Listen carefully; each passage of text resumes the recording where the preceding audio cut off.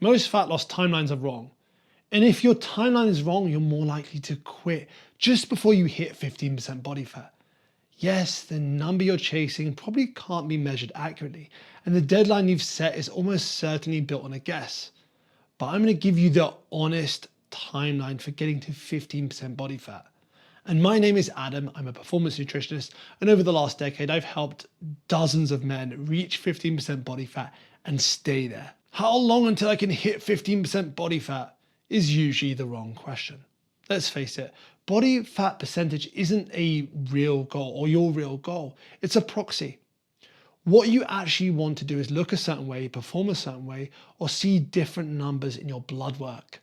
If you hit 15% but your lifts have tanked, you're exhausted and you still hate what you see in the mirror, the number means nothing. The better question is, over the next several months, how can I be consistent with the behaviors that will get me leaner and stronger? That's not a reframe, but that's the entire variable. And this is the thing that most influencers are scared to tell you, but you need to hear. There's no accurate way to measure body fat percentage outside of the lab. Everything else, DEXA, BodPod, calipers, and smart scales, they're all estimates and sometimes really poor ones. When you look at the data in people carrying excess body fat, DEXA could underestimate body fat by around 5 percentage points or overestimate it by up to 10. That's pretty wild when you still hear fitness influencers recommending them. I had a client, I'll call him Chris. He did 12 weeks of genuine, consistent work. He trained properly, hit his calories, and slept well.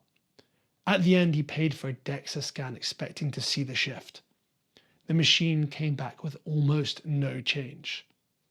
Then he sat with that result for 2 days before he messaged me, and he was ready to just quit. The fat loss was real. His waist was down 3.5 inches and he was down 15 pounds on a scale. The scan just couldn't see it reliably. Unlike most men, he didn't know that going in, and it almost ended the whole thing, even though it was working. You want to treat 15% as a rough zone, not a precise target.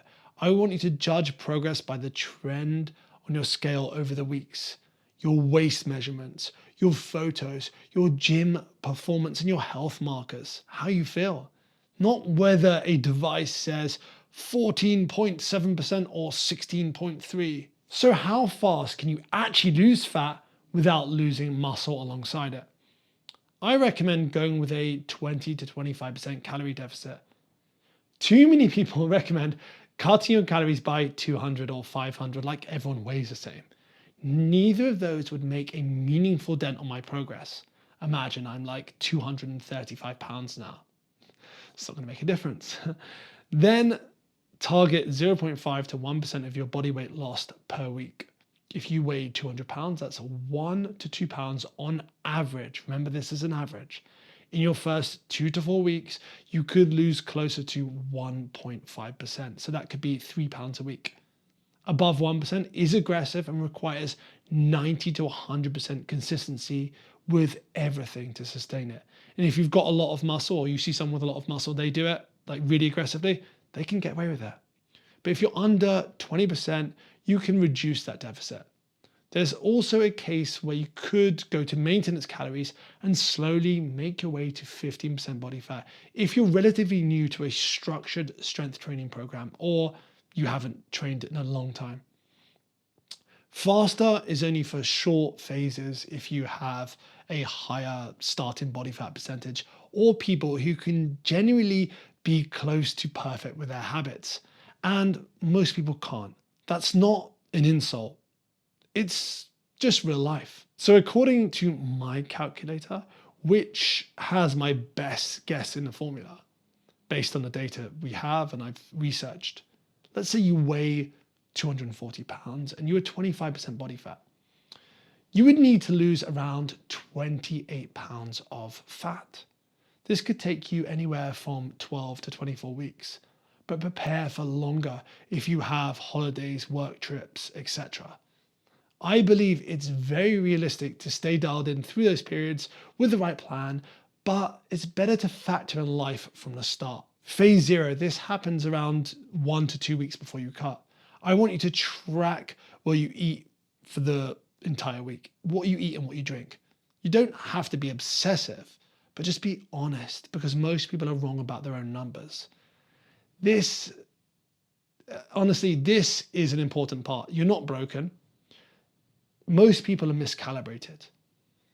This way you can actually work out your rough maintenance without using a calculator even, and drop that by 20 to 25%. Then set your protein target and get your lifting program in place. Then phase 1, this is like the first 4 to 6 weeks. So in the first 5 to 10 days, a significant portion of your weight loss will be glycogen or water. Fat loss is happening, but the scale moves much faster than it should and will do. When the scale moves quickly, you may feel like you've solved it. That's it. Done. You might even text someone about it. Don't. Those first few weeks are not your true rate. The danger isn't losing motivation. It's setting expectations that will be destroyed in the next phase. Phase 2, this is 12 to 24 plus weeks of actual work. This is where 0.5 to 1% a week actually lives. It's also the part nobody makes a video about because it's just weeks of showing up and nothing dramatic happening. It's just consistent. For most men starting in their mid-20s, this block is 2 to, let's say, 5, I would say 3 to 6 months of remarkable, unremarkable even, or remarkable consistency. Phase 3, this is 2 to 4 weeks of fine tuning and holding. Most people completely miss this. When you get where you want to be, let's say 15%-ish, hold. Spend 2 to 4 weeks, well, at least 2 to 4 weeks at maintenance. Some people need longer, some people want longer. Here, you're maintaining the habits you built with some extra calories. And the honest window for most men to reach 15% is around 3 to 9 months. This depends on where you start and what you've got in between, and how fast you want to lose, and how consistent you actually are. Your timeline isn't defined by the plan you write, it's defined by the plan you can follow when work gets heavy, you're traveling, and someone books in a random dinner you just didn't account for. And what's interesting is when you look at the people and the data, people who were less than 50% consistent, like barely in the process, still lost around 5 to 6% of their total body weight over the year. So that's someone that's barely consistent. Then people who are 80 to 90% consistent made significantly larger changes and kept them. I've watched people be like 60% consistent for a year and still get somewhere meaningful. I've also watched people be almost perfect for 6 weeks, fall apart, and end up heavier than when they started. The second one is more common. You don't need perfection, but you do need months, not 3 weeks of discipline followed by a blowout. And Chris, the client from the DEXA scan, he nearly quit at week 12, but he didn't. He's now 8 months in with no more DEXA scans in his near future. Influencers absolutely love these. It makes them sound way smarter than they are. Diet breaks don't produce more fat loss than continuous dieting at the same average calorie intake. So they're not a shortcut, and they may actually make the process much longer when not managed properly. But the caveat, when planned and executed properly, they don't hurt fat loss. And for some people, they are significantly improving the chances of them actually finishing. It can remove diet fatigue, the all or nothing thinking that ends most attempts. However you look at it, planned maintenance blocks make the calendar longer. But for some people, they are necessary. This is one pattern I see consistently in men who start a cut. They just stop lifting because they want to focus on fat loss. They swap it for circuits, cardio, and classes. Anything that feels like punishment, that makes them sweat, that makes them out of breath, that makes them feel fatigue. They arrive at their target. Well, what they think their target is. They look worse than expected. They're lighter. They're flat. They're not that 15% body fat picture they found online. That person has a lot more muscle.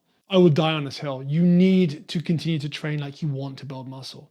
Don't replace your program and strive to make progress where possible. A lot of people, and I mean probably you, can build muscle and lose fat at the same time. Most people can at least maintain the muscle they have, especially striving for 15% body fat. Now, this is pretty interesting, and no one really talks about this. The research mentions, well, the research does, rigid and flexible restraints. Rigid, I must be 15% on a specific date or I failed. The research links this to worse outcomes, a worse body image, and more disordered eating patterns around food. You don't want that. The flexible approach, or the flexible mindset, whatever you want to call it, I'm working towards being leaner and stronger. If it takes longer, I'll adjust, but I don't quit. My most successful clients were not perfect. They were closer to 80 or 90% consistent. They had meals out. They had bad weeks and had holidays, but they just kept moving forward. Don't quit in a month because the scale didn't move for 2 weeks. That's part of the process. Okay, so let's say 3 to 9 months. That's how long it will take you with a sensible deficit and a focus on getting stronger. Don't let a number on a machine tell you your work isn't real. And if you enjoyed this video, hit subscribe and watch this one next. I'll see you there.